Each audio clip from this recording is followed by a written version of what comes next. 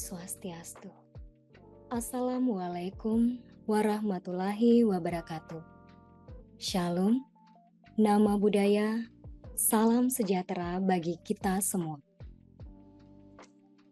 Perkenalkan, nama saya Teresia Hendrawati. Saya adalah seorang dosen di Instiki, Institut Bisnis dan Teknologi Indonesia pada program studi Informatika. Pada kesempatan ini, dalam pembuatan video pengajaran, pernyataan diri dosen dalam unjuk kerja Tridharma Perguruan Tinggi atau PDD UKT-PT ini, perkenankan saya untuk menjelaskan salah satu mata kuliah yang saya ampuh, yakni mata kuliah Human Computer Interaction.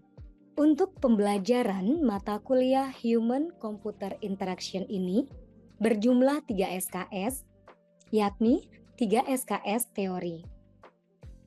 Adapun ruang lingkup materi yang dibahas dalam pembelajaran dari mata kuliah Human Computer Interaction ini, secara garis besarnya adalah berfokus pada proses desain interaksi antara manusia dengan komputer, menjelaskan konsep dan teori proses desain interaksi, pengenalan user interface, dan termasuk juga mempelajari tentang data analis, interpretasi, dan presentasi desain user interface, prototipe dan konstruksi, evaluasi suatu user interface, dan studi kasus merancang desain user interface. Kemudian untuk capaian pembelajaran mata kuliah atau CPMK dari mata kuliah Human Computer Interaction ini, yaitu melalui mata kuliah ini, diharapkan mahasiswa mampu menerapkan prinsip-prinsip interaksi manusia dan komputer pada pembuatan perangkat lunak, serta nantinya mahasiswa mampu melakukan evaluasi ketepatgunaan atau usability test dari suatu kasus pembuatan perangkat lunak yang dibuat. Berikut penjelasan pemberian materi pembelajaran Human Computer Interaction yang saya lakukan dalam pembelajaran 1 semesternya, yaitu pertemuan pertama, pengenalan Human Computer Interaction.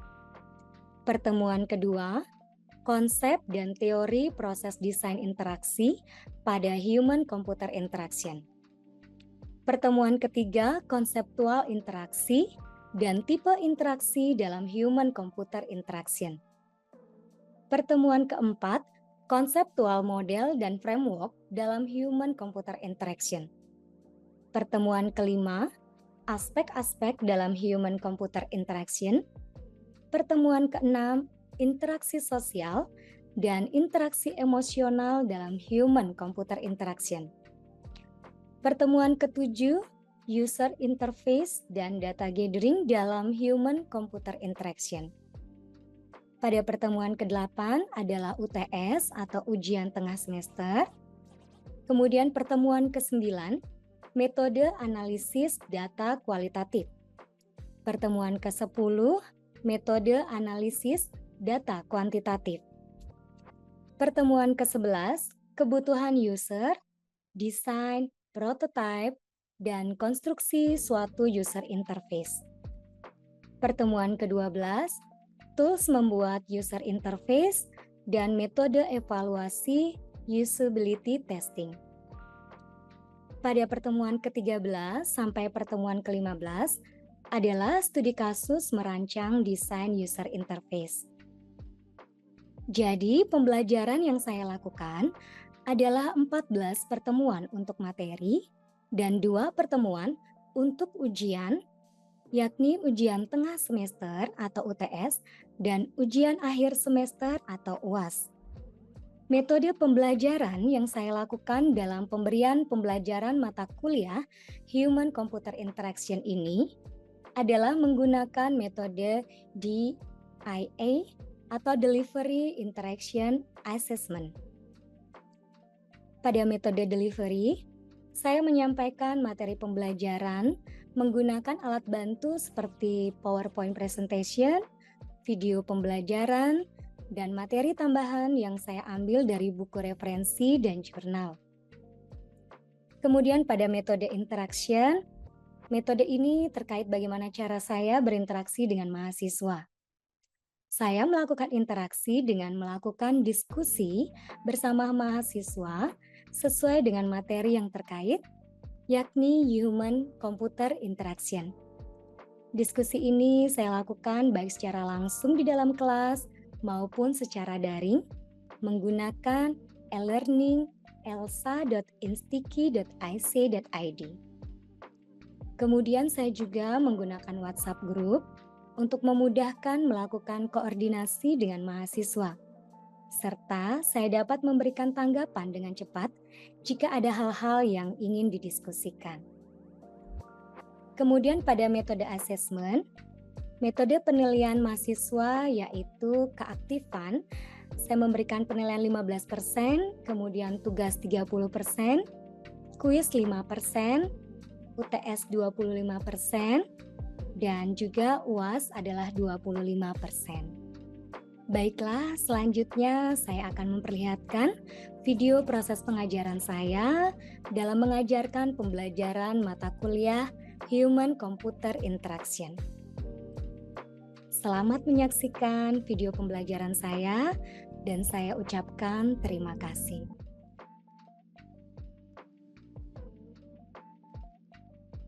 Selanjutnya habis prototyping baru ya. Habis itu setelah yang terakhir, ada yang tahu nggak maksudnya iterasi dari desain UI ini? Kurang tahu. Coba dicari tahu dulu, digali dulu di pikirannya. Apa sih maksudnya yang terakhir banget ditaruh iterasi ini? Iterasi. Dibawa ke bahasa baku bahasa Indonesia. Iterasi itu apa ya? Promosi. Hah? Promosi. Promosi. Ya, saya tampung dulu deh.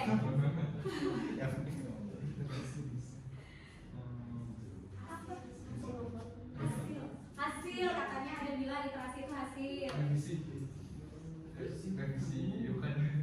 Revisi. Boleh aja kita saling memberikan masukan. Saya simpan dulu. Gimana caranya? Gak apa-apa disimpan aja. Nggak usah disimpan di dalam hati, nanti nggak ada yang tahu. Jawabannya kalau disimpan dalam hati. Mendalami desain katanya. Mendalami. Iterasi itu secara simpelnya, secara sederhananya gini. Oh apa? Boleh dong. Jadi iterasi ini ibaratnya kalian sudah bikin ya desainnya bagus-bagus. Kemudian kan kalian ulang lagi. Dan setelah selesai semuanya, terus kalian berpikir ternyata di bagian salah satu fungsinya yang ada yang sudah kalian buat itu ada yang perlu diperbaiki. Nah, jadi iterasi ini proses mengulangnya lagi ya, namanya iterasi desain UI. Kita masuk lagi ya, jadi kita masuk lagi, mendalami lagi. Oke, mendalami lagi. Tadi sudah dijelaskan bahwa riset, kita harus melakukan riset terhadap user kita ya. Ada metode yang kita gunakan untuk melakukan riset. Apa itu? Survei. Ya, apa lagi? Iya, wawancara ya. Gimana sih caranya kita untuk mendapatkan keterangan dari user ini ya? Dengan cara kita harus melakukan wawancara, observasi, benar, ya, survei istilahnya. Ya, jadi kalau misalkan kita mau bikin aplikasi apa nih, kita harus datengin kan klien kita. Kita harus cari tahu, misalnya, Mbak ini mau kira-kira untuk bikin, kira-kira Mbak ini jadi klien saya ya. Nah, jadi kita harus tahu, Mbak A, siapa Mbak Tami? Oh iya, saya lupa Mbak Tami misalnya. Mbak Tami kira-kira mau bikin apa nih aplikasinya, gitu misalnya. Saya mau bikin aplikasi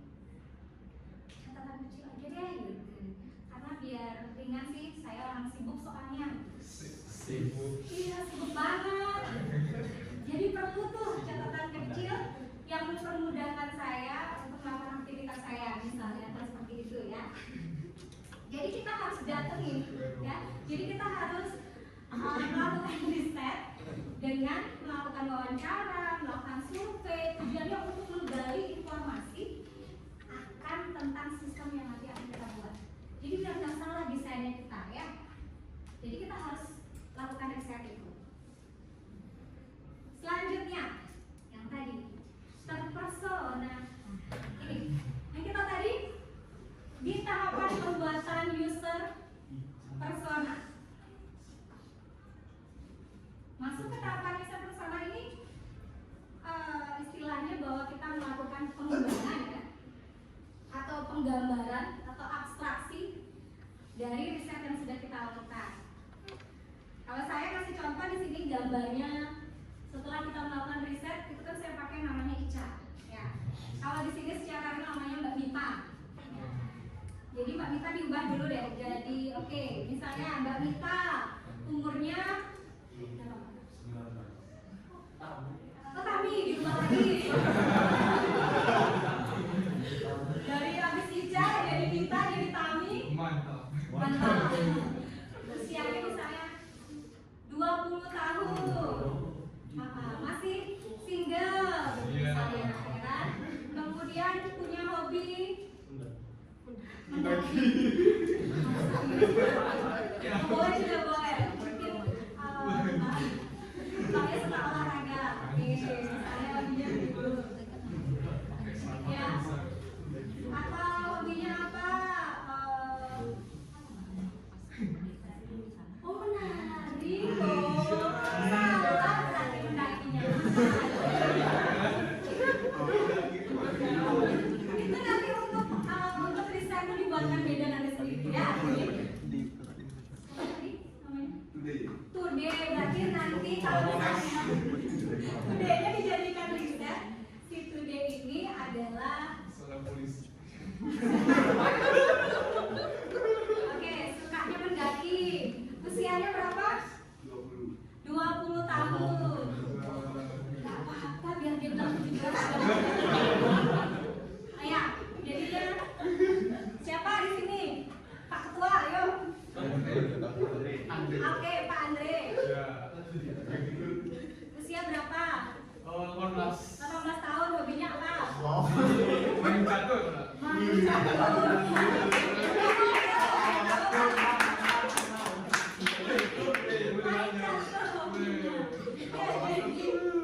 Jadi setelah kita melakukan riset ini ke pengguna kita, ke user kita, Kita pencet nih. Mancing. baru habis itu kita masuk ke tahapan personanya, kita bikinkan abstraksinya ya dari user tersebut. Sampai sini paham? Paham. Paham. Kemudian kita masuk ke tahapan perancangan. Apa?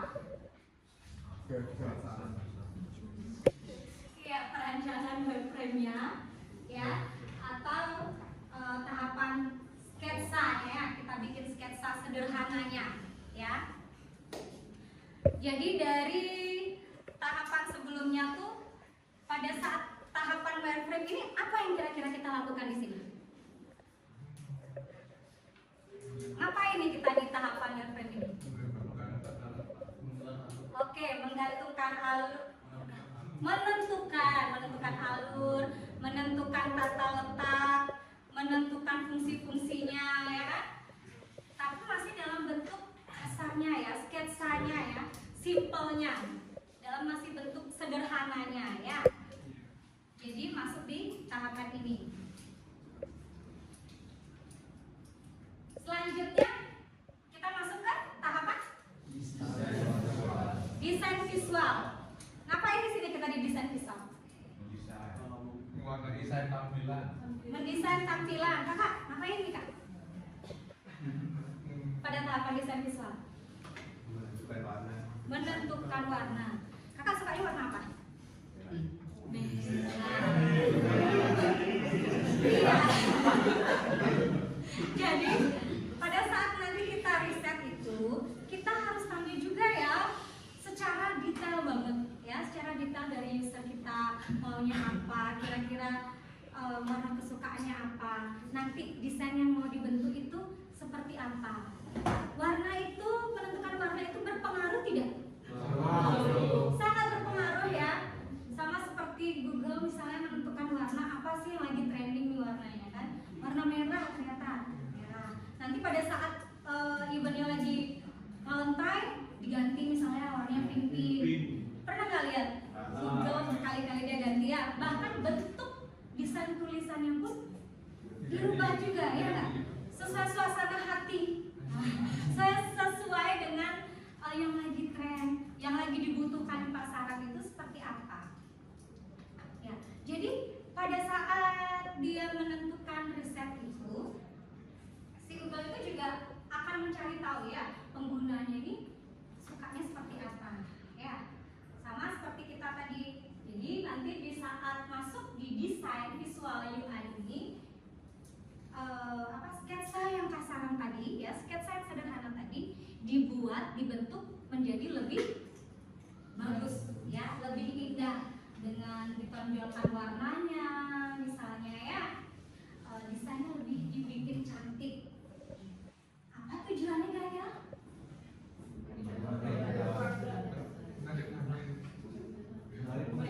Menarik pengguna, memperindah tampilan yang dibuat ya, yang pada akhirnya sih itu membuat daya tarik bagi penggunanya ya, bagi user itu sendiri.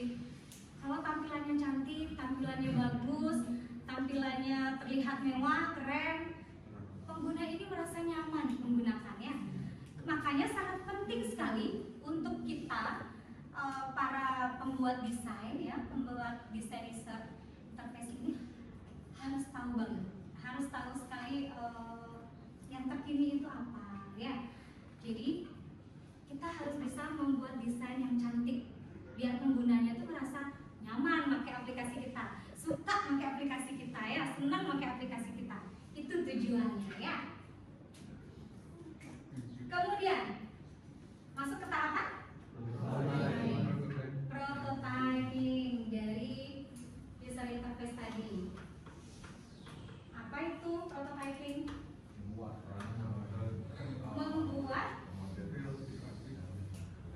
Membuat model interaktifnya ya. Ini maksudnya membuat model interaktif ini maksudnya membuat simulasinya ya. Jadi desain ini dibuat simulasinya. Penggambarannya nanti kalau misalnya sudah jadi, kira-kira simulasi seperti ini. Nah, modelnya tuh seperti ini, contohnya tuh seperti ini. Itu maksudnya di prototyping ya, dibikinkan ya, digambarkan. Sama seperti ada gambarnya tuh. Itu salah satu contohnya, salah satu aplikasi apa? Itu Figma. Oke. Pasti kalian udah pada familiar ya kan? Tahu? Kurang. Jadinya salah satu tools yang biasanya digunakan atau dipakai untuk membuat simulasi atau prototyping ini biasanya pakai Figma. Apalagi selain Figma? Adobe. Berarti kalian biasanya pakai di Adobe ya, mungkin ya.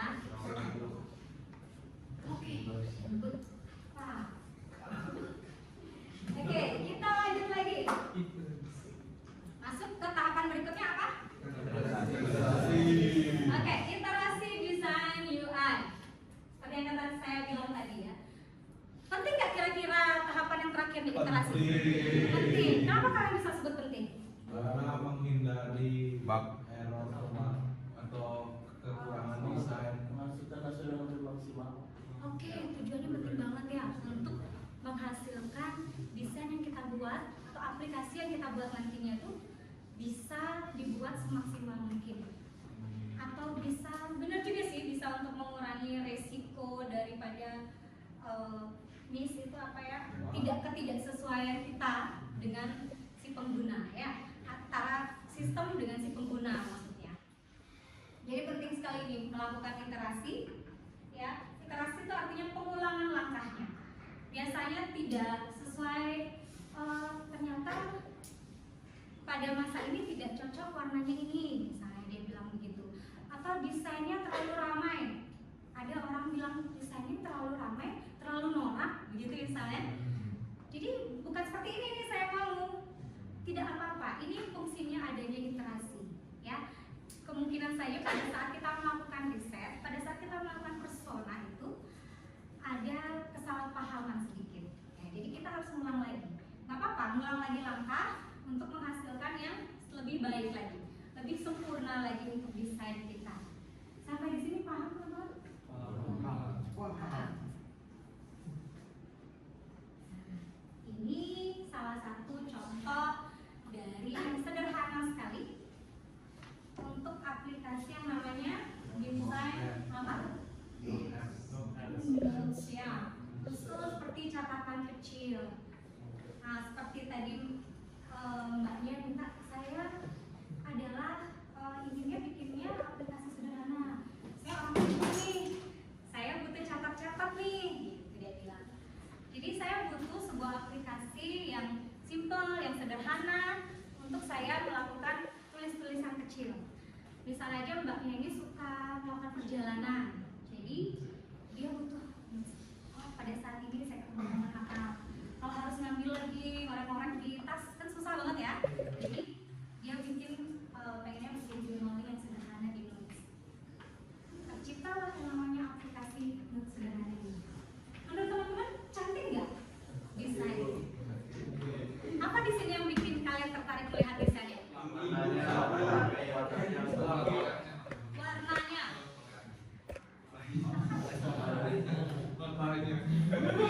Oke, sama colornya, warnanya. Bentuk desainnya simpel, mudah dimengerti. Jadi kalau orang melihat begini aja tahu ya, ini fungsinya untuk apa kira-kira? Jadi bahkan orang yang sederhana pun, awam pun, jadi kalau misalnya dilihatin model desain seperti ini, pasti paham. Oh, ini aplikasi cuma untuk nyatet gitu ya, sederhananya ya, bahasa sederhananya. Untuk ya, untuk mencatat ya. Nah, tadi seperti tadi yang sudah dijelaskan adalah contohnya membuat aplikasi Notes.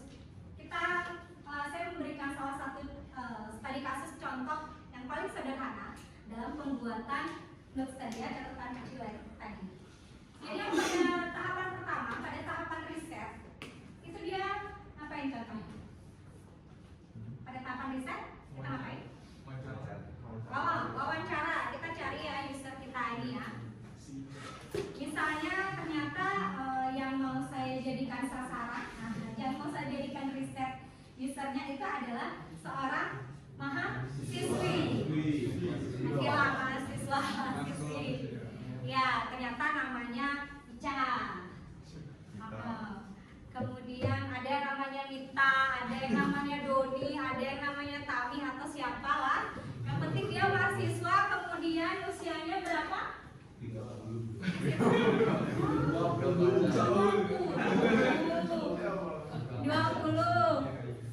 Habis itu apa? Observasi tanya jawab. Ya, kita tanya jawab ya, kita cari-cari tahu tentang si penggunanya. Kemudian kita masuk ke tahapan kedua. Tahapan kedua apa? Pembuatan apa? Pembuatan persona UI-nya. Ya, jadi tahu kan bedanya riset dengan persona? Tahu ya? Jadi kalau riset itu masih cari tahu, kemudian kalau persona kita sudah rangkumkan ke dia lebih dibuat detailnya. Kemudian kita langsung masuk ke perancangan wireframe-nya. Misalkan perancangan wireframe-nya ini kita buatin sketsanya ya, yang tadi kita bahas. Kemudian masuk ke tahapan 4-nya, desain visualnya. Udah tahu kan apa itu desain visual? Ngapain? Iya, membuat desain tampilannya. Selanjutnya kita membuat prototyping-nya. Selanjutnya kita melakukan uji coba.